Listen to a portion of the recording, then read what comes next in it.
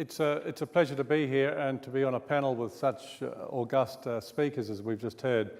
I pretty much agree with everything I've heard in this session, and I'm here really to talk about, with all that happening, the good news that Tim gave us about the tipping point, the dilemmas that are posed in Ruth's presentation of the farming community here on the Darling Downs as it grapples with a fast-moving, investment-intensive, well politically backed energy sector. And then Linton's presentation, which reminds us, of course, of the importance of just the individual innovator and indeed the great deliverables that are coming from technological innovation. That's all happening, and it's a positive story. But my talk in these brief minutes is to come back to the big question of our time, I guess, which is, can we live sustainably? Much of the discussion about this important issue has been, in fact, distracted by the whole climate change debate and the toxic nature of that debate in this country, particularly in recent years.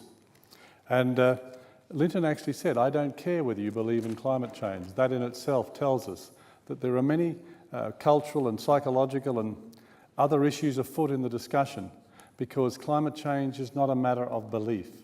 It is a matter of science. Your personal religious convictions are matters of belief, and it shows you how far we've come in seeing quite different realms confused in the broad discussion.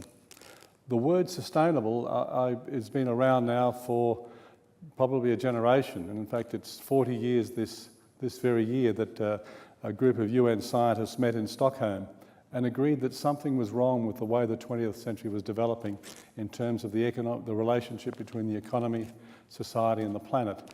And 5 years later, of course, we had the Brundtland Commission release its Our Common Future report, which is still the standard when we talk about sustainability and sustainable development. I've only got one slide and it's up there. It's a photo, in fact, taken that same year on the 7th of December, 1972. A fellow by the name of Harrison Schmitt took the photo en route to the moon.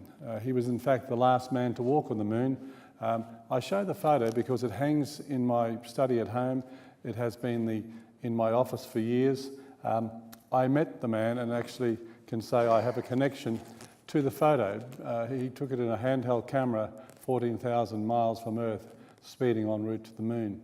But what's beautiful about that photo, of course, is it gives that sense of the Earth and us in a unitary presence, a unitary sense of one place, one people, one destiny, one future, one past. It's all rolled up in that photo. It presents a concept that we as people don't seem to be able to comprehend. And indeed, the word sustainable, as we've seen it used, as one wag said, by the year 2119, everything will be sustainable. It is the most hackneyed, abused, as Craig mentioned, buzzword around. And I'm suggesting right now, in fact, a generation after its first use, I guess, it's now become so hackneyed that it's almost unusable because it has no meaning. And of course, that, I think, is the great tragedy. But in the way we discuss it, the way we've used it, it's hackneyed, it's half-baked, it's shambolic. You see, part of the problem is that sustainability is a scientific concept. And again, one of the great schism points in modern society is the growing rise of scientific illiteracy. The very discussion we're having here on the Darling Downs about coal seam gas is a good example. The fact that as government and communities we can ignore the first principle of sustainable development, namely the precautionary principle, is a good example of this, because it's fudging. The science is not there. The science is still out on the sustainability of coal seam gas, and yet big decisions are being made, and at the moment 4 very large fridges are being built in Gladstone so that millions of cubic metres of gas can be processed, cooled and stored and sent to China. Sustainability, or sustainable, is a French word which means to endure forever. And it shouldn't be hard to define what sustainability means, and yet groups like the Productivity Commission have found that it's a useless concept because no one can agree. I'd argue that the problem with terms like sustainability in fact reflect more about us than the use and limits of the word itself. that we quite consciously refuse to agree on what it means because we're not yet prepared for the kinds of changes involved in sustainable development. It's a complex concept, arguably. But we're being asked to do something with sustainability that is far more than simply the status quo. But most of the terms used when we see the word sustainable used, often like sustainable energy and gas is not sustainable. Gas is a finite resource. By definition, it must run out sometime, and yet we use the word sustainable to it. It's a good example. Now, the trouble is, when we talk about these notions like sustainability, climate change and so forth, we look in the media and we see a lot of hyperbole, a lot of sensation. I'm reminded of a cartoon I saw recently where it reflected the science PR manual. And of course, things like climate change were just too complex and too depressing and awkward to talk about. Things like the God particle, well, that was too complex to explain to anyone, so we just had to trust the scientists. But what was really exciting for media was the Mars rover. Just like the Apollo program itself, it's really good that we can put a tractor on the moon and agree that there goes the great vision of science and everyone can get excited about it. But if we talk about the fate of the climate of this planet, the one we live on, that's a different story altogether. We blame the media, if you like, for a lot of the failure of the process to communicate effectively. But really, we have to, just as we blame politicians, but we elect them. Just as I'm talking to you today to a group of people interested in the issue, the fact is, overwhelmingly, most people are not engaged in this issue. And that when we talk about coal seam gas and the future of the region, etc., most people in Australia don't even know where Toowoomba is. So let's not kid ourselves.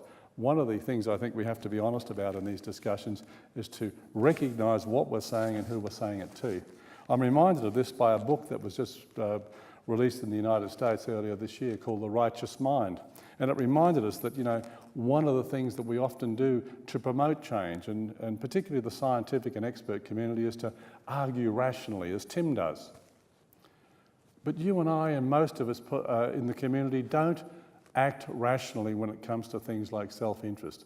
It's intuitive, it's emotional, and indeed the very game of politics is played not at a rational level. And this nonsense about evidence-informed policy, that's a wistful dream. Fact is, politicians make policies that people want, and often evidence is the last thing they'll look at. A good example in this state would be the price of electricity. The price of electricity reflects, for example, a starting point like a $500 million a year subsidy for the tariff equalisation scheme, something never mentioned. Now, it's a social equity argument. It may well be justifiable, but we never hear about it. We haven't heard that for 3 or 4 years, or certainly for 2 years that I can think of, because I used to be the head of the Office of Clean Energy, that New South Wales consumers and Victorian consumers subsidised Queensland because we wouldn't let Origin and AGL increase their rates. Never talked about, never admitted. There's so much fudge and obfuscation in the process that understandably people don't know what to believe. And so that leaves us in a position where, as Stafford Beer said a generation ago, we're at a fulcrum point where acceptable ideas are competent no more and competent ideas are not yet acceptable. We will live, and we've seen with people like Linton here what can happen with new ideas and how they transform the proposition. Sustainability ultimately is a better, smarter way of doing things, and it must be that. But at the moment it's battling, or the argument for it is battling in a world where science has been confused with activism, where things that have to do with empiricism or like climate change have become now a matter of belief, where risk communication becomes spin, where public perceptions on things are so divergent that it's difficult to get any kind of consensus, when things are increasingly complex, like the price of energy or electricity. Every time someone builds a swimming pool, there's another couple of megawatts of energy someone's got to find. I know that, because I used to do this in government, for every time someone puts an air conditioner in, it costs you and me about $2,000, $3,000 an extra network upgrade. And yet we keep blaming other people for this. But the fact is, it's we the people and the way we live that is ultimately at root of the problem. And yet our politicians, and we elect them there almost to spin back to us and blame someone else. Trouble is, in this whole discussion, we don't seem to have effective and honest reference points. And so the politicians focus, just as we're doing right here in Queensland at the moment, on the fixable things, the things we can do in the next couple of months. The 100-day plan for government has become the main mantra of governments all over the Western world in recent years. Everyone gets in. Barack Obama did it. Campbell Newman's done it. Kevin Rudd did it. The 100-day plan. And we're not asking that, but what comes afterwards? You know, what happens for the 3, 5, 10, 15-year plan? It goes to the root of what I'm saying here today is that I wonder whether we are actually up to the job of thinking long-term, acting sustainably. When it comes to risk, and Ruth did a pretty good job of this up there before, we don't get it. Most of us deal with what's called perceived risk, not technical risk. And most of the arguments about what we're going to do about the future happen in the world of perceived risk, which may or may not be true. Certainly there may or may not be a technical basis to it. And indeed, what we've got at the moment, and someone said this recently in discussing universities, we're seen but not heard. Much of the great knowledge we have in the science realm we're not actually using because it's difficult to communicate it, and indeed as a population, with science going backwards in the schools over the past generation or two, it's arguable whether or not we're up to listening and comprehending it anyway. So I get to a point where I wonder, you know, what do we do about communicating sustainability? Do we get rid of the word? Do we move on from it and think of something else? I'm heartened by what I see here today in terms of practitioners doing things. And there is such a thing called innovation diffusion, which is built around something called a bell curve. That is, there are early adopters and change agents that go out and do things. And the theory goes increasingly, and most successful ideas happen this way, increasingly people adopt the idea, and in time it becomes the majority way of doing things. And then there's, as Tim mentioned, a tipping point where everyone seems to do it. Now, with mobile phones, of course, and DVDs and all the easy things, the easy accoutrements of life, we've done it easily. It's a bit harder on a farm, and it's even harder, it seems, in a small business where you're working by yourself and you don't necessarily have the robust industry bodies that farmers have, and where there's quite a tradition already of innovation and trial and error and so forth. Indeed, it's arguable that the farm sector in this country is indeed the one sustainable industry we have. At the moment, of course, as you've heard just the other day, we were reminded that the boom is over. If we are to come back to this concept of sustainability and make it meaningful and useful in the generations ahead, I'd argue that we have to get beyond the boom and bust mentality. We're told that the prices are going to start falling for our iron ore and coal, and that we'll have to even export even more. Well, what a vulnerable situation to find ourselves in, that we're already, Queensland is exporting each year 3 times the carbon emissions of Australia. That's 600 million tonnes. So that's what we're doing at the moment. And by the end of the decade, we propose, just as a state, to be exporting 3 times as much. Indeed, I don't know whether you've been told, but while notwithstanding the fact that we've got a carbon tax and all the good things that Tim's talked about, this country, by the end of the decade, will still have exported 10 times the carbon emissions we propose to save through the carbon tax. So who are we kidding here? We are deluding ourselves, and that comes back to this term to the question as to how do we get traction? It's hard to get traction if we know quite consciously that we're almost deluding ourselves with everything we do here. We have to be honest about things. I saw last year was Greg Combet ran around to the coal mines of the Bowen Basin telling the coal miners not to worry because the carbon tax wasn't certainly going to do anything about affecting their jobs. And I'm thinking, well, why are we doing it? Why are we doing this? If it doesn't mean fewer coal mines, etc. He in fact pointed out that there were 69 new coal mines in the pipeline. So there's still a lot of coal to come, and we know that more than most in this region here. And while gas might give us an improvement in terms of the global dividend, funnily enough, the Chinese for the first time will be laughing because we're going to pay the carbon tax on CSG, unlike at the moment with coal where they pay it. or will pay it. We're actually going to process it here in Queensland for them and make it into LNG, much more efficient than burning coal. We'll incur 800 million tonnes of greenhouse gas emissions doing that for them, and we'll pay a carbon tax on that. So, you know, you talk about the lunacy of a monodimensional economy and the lunacy of planning a future around more and more fossil fuels, even though we're going to tax ourselves on the use of it, where we're a bit player. It all adds up to what's actually going on here. And when can we start having an honest debate, an honest discussion about the big question? How do we do it? You know, we were at some of us at a restaurant last night having a dinner before this very conference, and I couldn't believe just the wastage of food I saw at that restaurant. It's so commonplace.